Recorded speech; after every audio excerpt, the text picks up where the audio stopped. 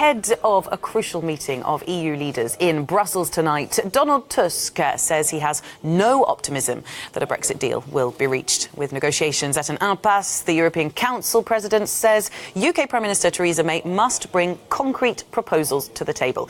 Well, earlier I spoke to Simon Usherwood, Deputy Director of the Brexit think tank UK in a Changing Europe. I began by asking him how he thinks this deadlock can be broken.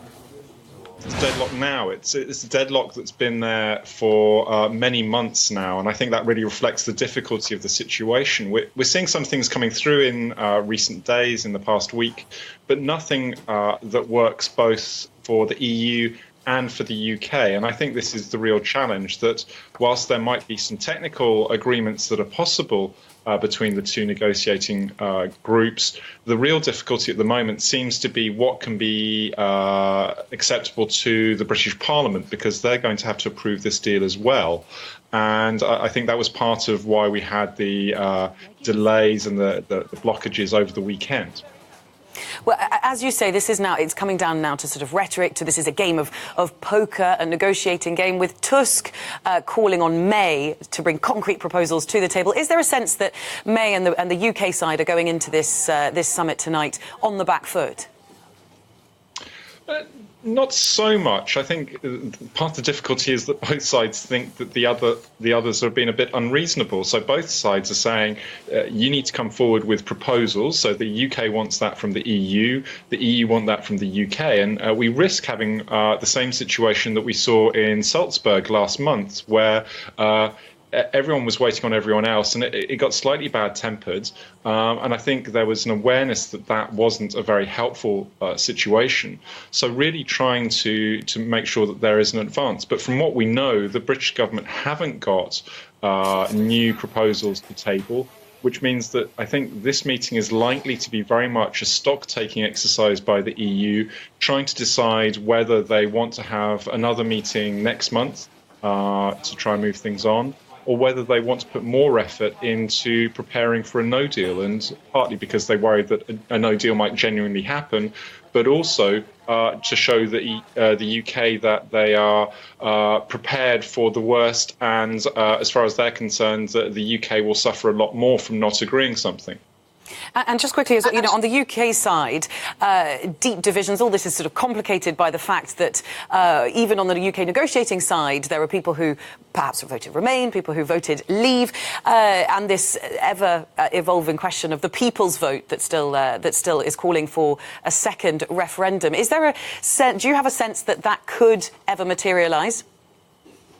At the moment, that looks still really unlikely. If you remember how much Theresa May was unwilling to let even Parliament have a say in this process, she's even less likely to be willing to let the population have another vote. And you'll remember that one of the reasons we're in this situation is that the referendum didn't go the way that the government of the day thought it would. So it introduces a lot more uncertainty to the process. It introduces a lot more delay to the process. And I think really Theresa May's view has always been we have to leave on the 29th of March next year.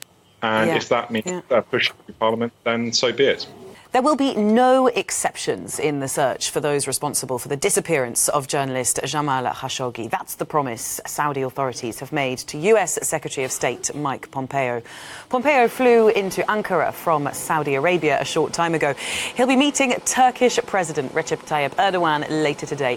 Before leaving Riyadh, he told reporters he'd stressed to the royal family, to the Saudi royal family, the importance of a complete investigation into the disappearance of Khashoggi from the Saudi consulate in Istanbul.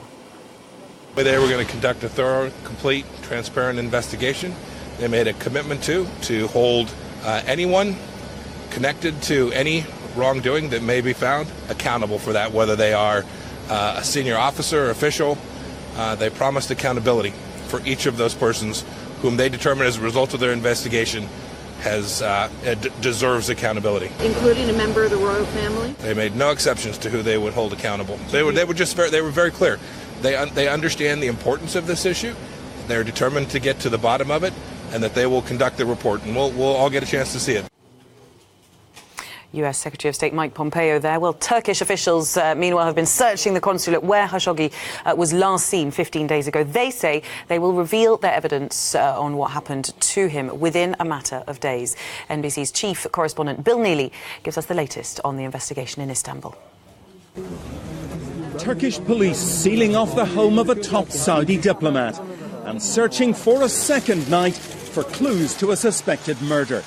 A forensic team has taken soil samples, bricks and other evidence from the nearby Saudi consulate, including, says Turkey's president, toxic materials and evidence that the Saudis repainted walls inside, literally covering something up in the building they showed to journalists last week where Jamal Khashoggi was last seen. The Saudis aren't allowing the Turkish police here to interview any of their officials. And just hours before the search here began, the top Saudi diplomat fled this house. Turkey is convinced Khashoggi was killed at the consulate. Detectives say evidence will likely be revealed within days. What they haven't found yet after 2 weeks is the body of the missing journalist. Bill Neely, NBC News, Istanbul.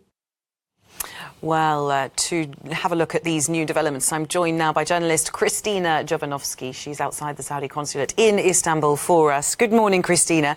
We've got Pompeo meeting Erdogan later today. What can we expect from that meeting? Perhaps Washington is going to try to further the cooperation between Saudi Arabia and Turkey. These are two important allies in a volatile region.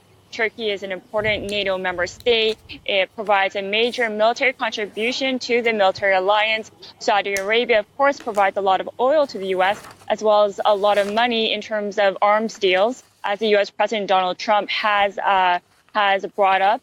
As well, the Secretary of State from the U.S. had brought up that Saudi Arabia was committed to a transparent investigation. That'll raise some questions, though. Is it possible for Saudi Arabia to really credibly investigate itself?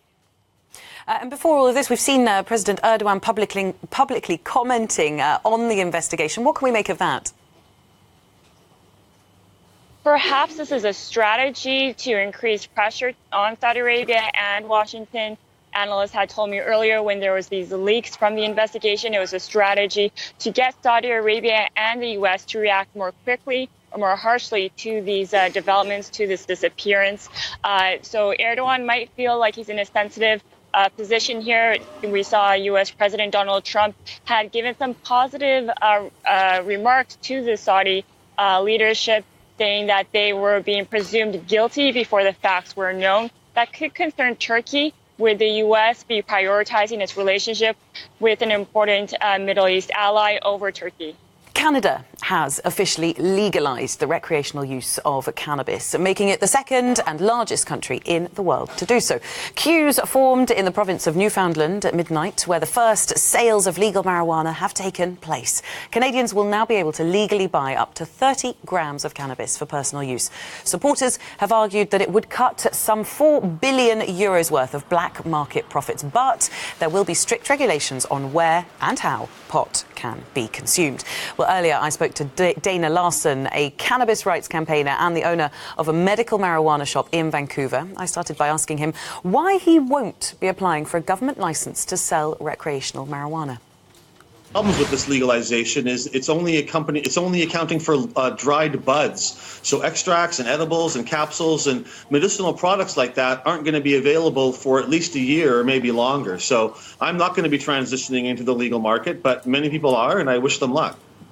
OK. And are you confident that this is a first step for the government and that the idea that places like your own will be able to market their cannabis legally maybe down the line? I hope so, yeah. It's going to be a long transition period. We're only opening one shop here in the whole province of British Columbia, yet there's a couple of hundred of shops already operating outside of the law. So it's going to be an interesting transition. We applaud what's happening, but we're also concerned that a lot of people that are currently in the cannabis industry are going to be shut out, and that to participate in the legal industry, you're going to need to be a multimillionaire already just to get into the system. So we want to see a more open and fair system than what we're going to get. Well, it is interesting you say that because there's actually a 23-year-old student in Saskatchewan who did get one of the 7 permits there. But I just want to quickly ask you about the, we're talking here about a psychotropic substance. If abused, it can have enormous health implications and risks. Is that a worry? What would you say to people who are concerned about that? Oh, that's not a risk at all. And really, all the harms of cannabis are magnified by cannabis prohibition. And by any measure, cannabis is far, far safer of a choice than alcohol is. And so we should not be regulating cannabis more strictly than alcohol. And certainly the prohibition of cannabis began in racism and ignorance and bigotry, and it never became a good idea. So ending the scourge of cannabis prohibition, I think, will be a wonderful thing for Canada and people all around the world as this spreads.